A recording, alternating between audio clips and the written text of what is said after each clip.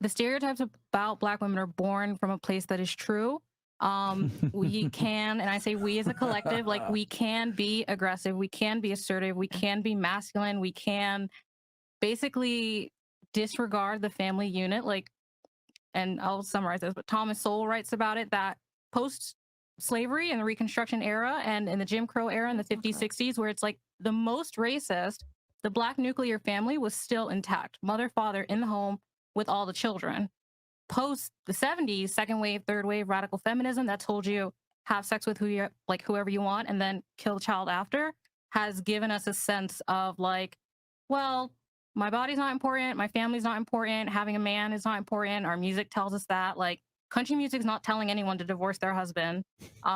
It's rap music that's telling us, like, get rid of your man, you don't need him. So, like, facts. Those stereotypes are born from a true place. It has nothing to do with racism. You know, no offense to anyone who brought it up, but, like, in the most racist time in America, the Black family was intact. So, it's nothing to do with that.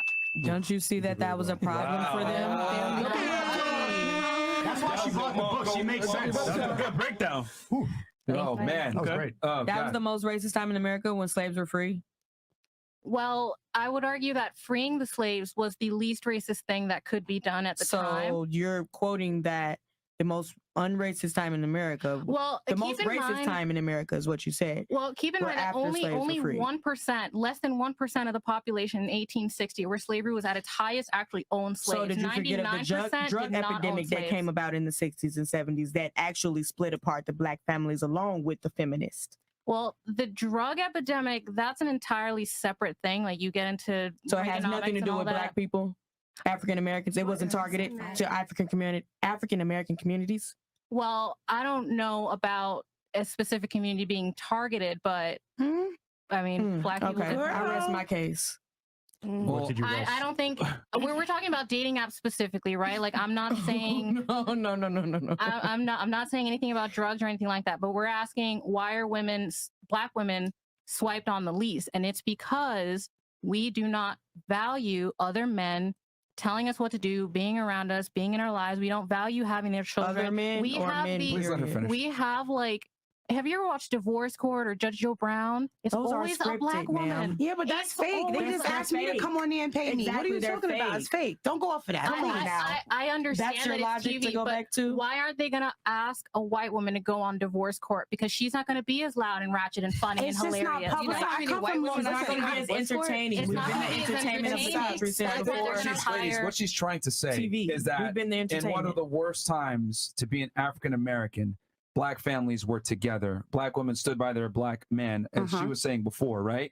So what she's saying now is that fairly equal across the board nowadays, right? And you can argue that minorities might even have an advantage over Caucasians. Yeah. And the stereotypes of Black women are worse now than they were back then, is what she's trying to say. They are. Yes. Because we have social media. Right. Well, no, because we are given, I would argue, too much freedom to do whatever we want. And not being held back by some semblance of modesty has made us, like, for the most part, run around in the streets like lawlessly. Yeah, but isn't that... It doesn't reflect well on us as a whole. So you don't think a man is swiping on Tinder, he's going to be like, well, she's Black, she runs in the street, she's loud, she's obnoxious, she's aggressive, she's masculine, she's rude. But that's a thing of free will. Like, you understand what I'm saying? Which means if your free will, it means that you will is to be masculine and aggressive and assertive. Yeah, you're controlling your actions. Right. However, the man does not have to deal with that. Like, he doesn't have to. So if he sees a Black girl, she may fit that stereotype. She has I'm going to say 70% chance of fitting that stereotype. Wow. Why should he bet on that 70% when he can swipe right? 70? Not 70. I'm just not 70. Are you that way? I just made up that number. A Black woman, are you that way? So I mean, yo, you guys are perpetuating the stereotype by cutting her off. Yeah. Real talk. She's trying to articulate her point, and y'all, who cuts her off? The Black girls at the table. Y'all, real talk, are perpetuating the stereotype even further. Here's the thing. Stereotypes exist in some semblance of reality and some semblance of truth. It's upon you as the individual to prove that stereotype wrong. Here, me and him, we're Black too. I get stereotyped. I walk in a store, they think I'm going to steal. They think I'm a bad person. They think I'm a criminal. Girls walk by me on the street, they cross the street, etc. it is what it is. I accept that. It's on me to prove the stereotype wrong because I understand that stereotypes typically are in some form truth. Yeah. But when you continue to perpetuate the stereotype, all you do is reinforce the negative stereotype of the race of which you are by proving them right. So I look at it like, no, speak well. Don't be an idiot. Don't listen to, you know, hip hop music that perpetuates a certain stereotype. And if you want to listen to it, it is what it is. But if you actually enact on it, fuck all dudes. I don't need a man, blah, blah, blah. This is why so many guys are like, yo, I don't want to deal with black women because they think that that's a stereotype. Now, are all black women like that? No, of course not. Obviously, yeah, no. But, right, there's this mantra out there that, yo, she could act like this. There's a high likelihood she acts like this. So I'm going to go with what's probable versus what's possible. Can I ask you